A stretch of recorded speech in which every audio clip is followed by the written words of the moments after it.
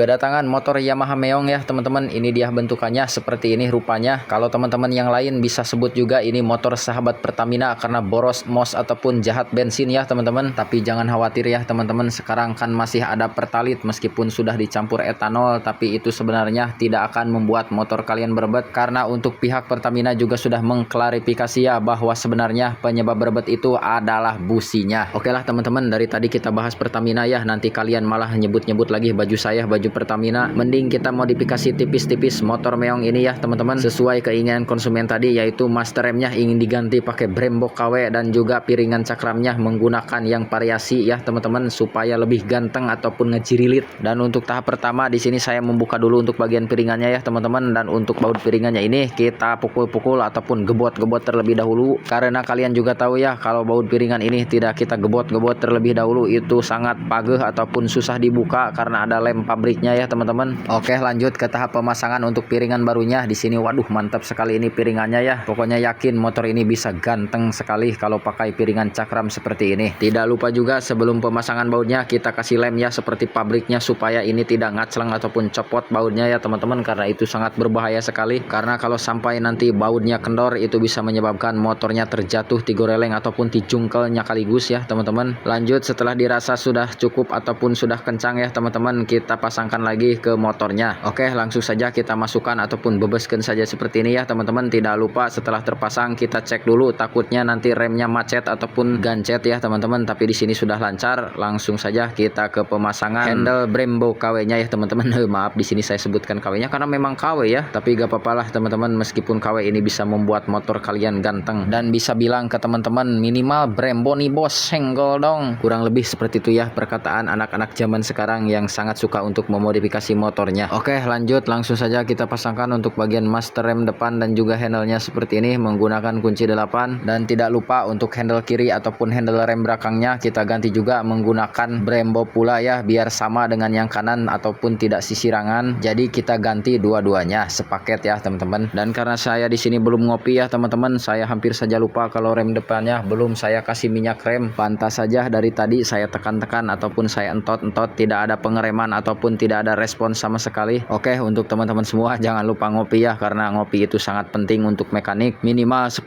gelas ya per hari, itu dari pagi sampai siang. Dari siang sampai sore itu beda lagi ya, 10 gelas lagi dijamin. Itu pasti akan membuat mata kalian jereng, ditambah bonus penyakit diabetes ataupun penyakit gula ya teman-teman, apalagi kalau kalian jarang minum. Jadi ingat ya teman-teman, kalian harus ngopi tapi sambil minum air putih juga. Oke, lanjut lagi ke tahap penyetingan rem depan ya teman-teman. Di sini kita buang dulu untuk anginnya, takutnya nanti ada angin di dalam yang tertinggal menyebabkan remnya itu bisa blong kapanpun dan membuat si pengendara jatuh ataupun tikus ruk yang saya di Nagawir. Untuk pembuangan anginnya itu juga cukup mudah ya teman-teman, kalian tinggal buka saja nepel di bagian cakramnya ini menggunakan kunci 8 dan biarkan minyak remnya mengalir sendirinya sampai benar-benar tidak ada buih-buih ataupun busa-busa yang keluar dari kalipernya yang menandakan penyetelan sudah selesai. Langsung saja kita coba ya teman-teman, dan hasilnya pun mantap ya teman-teman. Di sini remnya sudah sangat pakem sekali, bahkan lebih pakem daripada sistem CBS ataupun kombi blong sistem ya teman-teman yang ada di motor Adno ataupun AHA Ampas. Itulah kata teman saya yang sudah mengalaminya, bukan kata saya ya teman-teman. Saya itu gak pernah menjelek-jelekan ataupun ngagogoreng sebuah motor, karena saya juga ini cuma mekanik ya teman-teman, gak bisa untuk bikin motor. Oke lah, daripada kita ngobrol ngelantur ataupun kamana ider ya teman-teman, langsung saja kita coba untuk motornya. Kita pecut dan gaspol sejauh 100 km ya teman-teman, untuk memastikan bahwa motornya di sini tidak ada kendala. Dan alhamdulillah ya teman-teman, di sini setelah saya coba motornya